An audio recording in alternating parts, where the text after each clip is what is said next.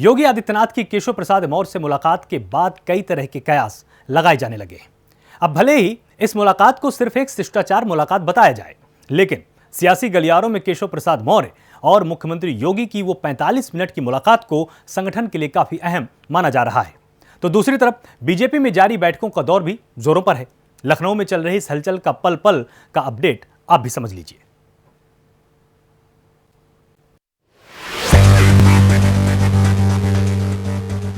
UP के अंदर 2022 में होने वाले चुनाव को लेकर वैसे तो सभी पार्टियों ने अपनी अपनी तैयारी शुरू कर दी है, लेकिन इस जंग में बीजेपी ने अपना मोर्चा मजबूत करने को लेकर सबसे ज्यादा कमर कसी है।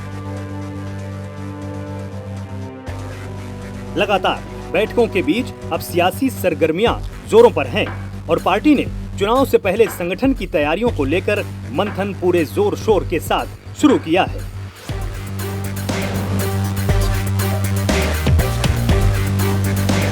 राष्ट्रीय पदाधिकारी और महामंत्रियों की बैठक थी, 4 घंटे बैठक चली।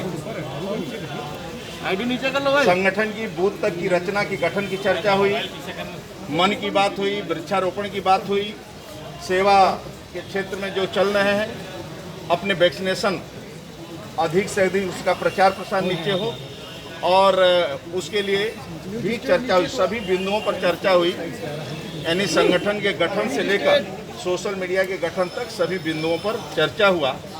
और जो पैकेज है दीपावली तक सभी गरीबों को फ्री देने का, वैक्सीन राशन फ्री देने की जो योजना है सरकार की दीपावली तक, और इसके लिए भी नीचे तक कार्यकर्ता सभी गरीबों को राशन ठीक ढंग से मिल जाए, इसकी भी चिंता करें। वैक्सीनेशन नीचे तक लोगों को लगे, इसका प्रचार प्रसार करके स्वयं लगे।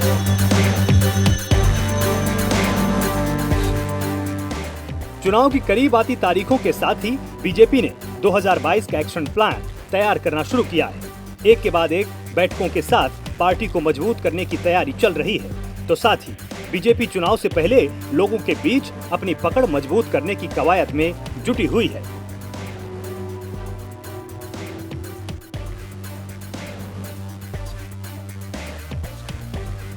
विधायकों का रिपोर्ट कार्ड तैयार किया जा रहा है और इस रिपोर्ट कार्ड के आधार पर उनको टिकट दिया जाएगा।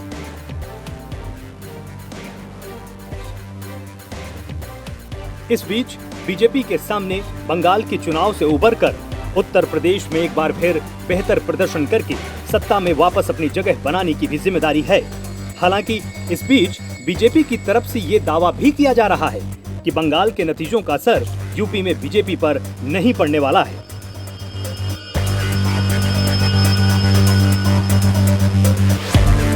बंगाल के चुनाव का असर उत्तर प्रदेश में नहीं पड़ेगा, ये मानने वाली बात है। बंगाल का चुनाव अलग मुद्दों पर लड़ा गया था, वहां पर कुछ अलग मुद्दा था। उत्तर प्रदेश के मुद्दे अलग हैं। उत्तर प्रदेश की भौगोलिक स्थिति दूसरी है। उत्तर प्रदेश एक अपने आप में एक पूरा देश है, जिसको आज माननीय योगी आदित्यनाथ जी की तरह संगठनकर्ता और नेतृत्वकर्ता मिला है, जो कोरोना से पीड़ित होने के बावजूद हर जिले का दौरा करते हुए एक एक घरों में राशन पहुंचा या नहीं पहुंचा, दवाई पहुंची या नहीं पहुंची का ख्याल रखने वाला व्यक्ति। आज उसके नेतृत्व में चुनाव लड़ा जाएगा और आपको एक अलग नजारा देखने को मिलेगा।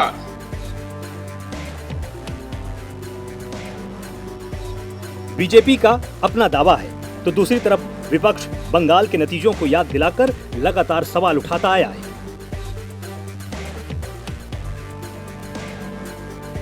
बीजेपी इस तैयारी में जुटी है कि बंगाल की गलतियों को भुलाकर उत्तर प्रदेश को साध लिया जाए, तो विपक्ष अब बीजेपी से बंगाल में हुई गलतियों के बारे में पूछता हुआ नजर आ रहा है। बीजेपी ने कौन सी बंगाल के चुनाव में गलतियां करी थी? क्या धर्म के नाम पे चुनाव नहीं लड़ेंगे, या ममता बनर्जी को जो एक ब्राह्मण वर्ग से आती थी उनको ज़बरदस्ती राम की पूजा, राम का अपमान, राम का सब कुछ, वो जो उनके नकारात्मक पक्ष को जाता है उसकी तरफ बताने की चेष्टा की, वो गलती? अथवा बीजेपी का जो डेवलपमेंट का एजेंडा है, जो गुजरात मॉडल है, वो क्या फेल हो गया पश्चिम बंगाल के डेवलपमेंट पे, वो गलती? या सबसे महत्वपूर्ण बिंदु, टीएमसी के कई दर्जन नेता बीजेपी ने लिए, अपनी पार्टी में शामिल किया, और बंगाल के जो बीजेपी के कैडर नेता थे उनको किनारे करके टीएमसी के नेताओं को जो उन्होंने मान्यताएं दी, वो गलती कौन सी गलती है जो बीजेपी नहीं करना चाहती है? इस सियासी जोर आजमाइश के बीच बीजेपी ने 2022 की तैयारी में पूरी ताकत झोंक दी है। प्रदेश की राजधानी में चल रही बैठकों के साथ ये साफ हो गया है कि 2022 की तैयारी में बीजेपी किसी तरह की कसर छोड़ने नहीं वाली है।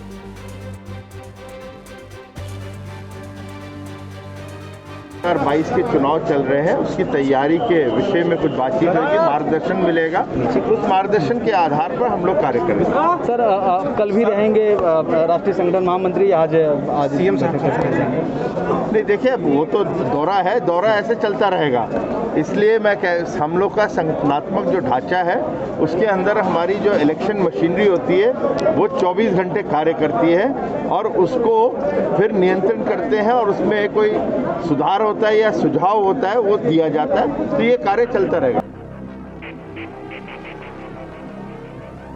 सुधार और सुझाव, इन दोनों के साथ बीजेपी 2022 के रण में आगे बढ़ी है। इस बीच चुनावी मोड में आने के साथ ही हाई लेवल मीटिंग में जुटी हुई है। बड़े बड़े नेताओं और केंद्रीय नेतृत्व के साथ चुनावी तैयारियों का पूरा जोर दिया जा रहा है।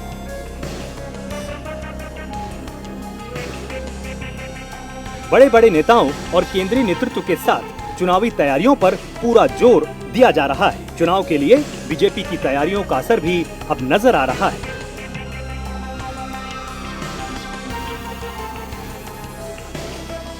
आज उत्तर प्रदेश के भारतीय जनता पार्टी प्रदेश मुख्यालय में मंत्रियों के और प्रभारी मंत्रियों के साथ ही जब मुख्यमंत्री की बैठक बुलाई गई। उत्तर प्रदेश में होने वाले विधानसभा चुनाव को लेकर बीजेपी में मैराथन बैठक जारी है।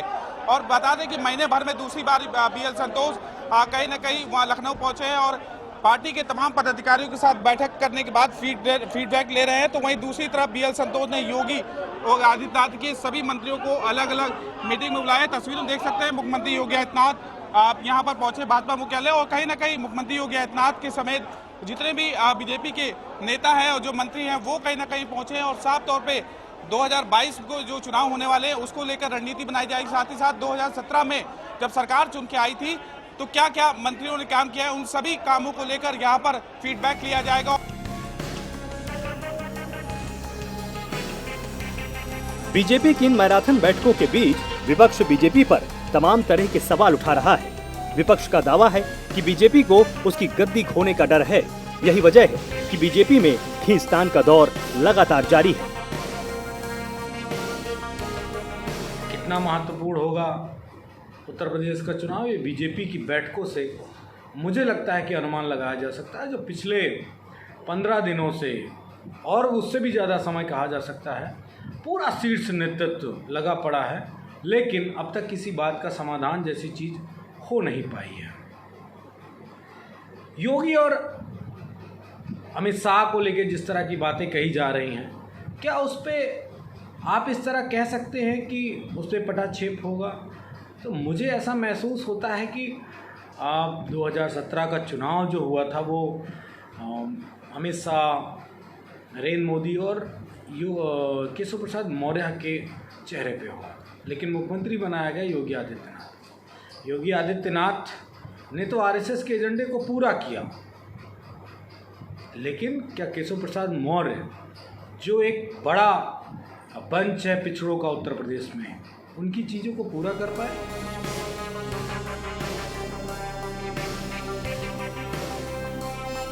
विपक्ष के अपने तर्क हैं और पक्ष के अपने जवाब, लेकिन इन सभी के बीच देश का सबसे बड़ा सूबा है जहां सियासी जोर आजमाइश अब पूरे शवाब पर है।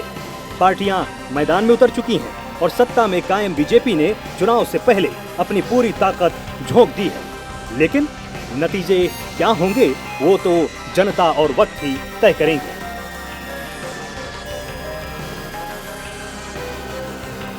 वहीं पूरे यूपी में पुराने नेता और संघ के पदाधिकारियों के साथ एक लिस्ट बनाकर भाजपा पदाधिकारियों के साथ रोजाना बैठक करेंगे और कहीं ना कहीं उनसे फोन पे बात की जाएगी और चर्चा की जाएगी कि आखिरकार क्या यूपी में माहौल है और किस तरह से विधायकों को टिकट दी जाए, विधायकों की क्या स्थिति होगी, विधायक कितना काम किया, कितना काम नहीं किया। तो कहीं ना कहीं यूपी में जो सियासत है वो बरस्तू जारी है। बीएल संतोष दूसरे दिन पहुंचे हैं और तमाम जो पदाधिकारी हैं उनके साथ अभी भी बैठक जारी है। तो साफ तौर पे उत्तर प्रदेश में होने वाले विधानसभा चुनाव को लेकर भारतीय जनता पार्टी की टक्कर कुछ मजबूत सी दिखाई दे रही है, आमने सामने की टक्कर दिखाई दे रही है। अब देखने वाली बात ये होगी कि आखिरकार इतनी तमाम बैठकों के बाद भारतीय जनता पार्टी क्या स्ट्रैटेजी बनाती है और उत्तर प्रदेश का क्या चुनाव उनके पक्ष में आएगा या नहीं आएगा, ये तो देखने वाली बात होगी। कैमरामैन सौरभ साथ में जितेंद्र सिंह, प्राइम न्यूज, लखनऊ।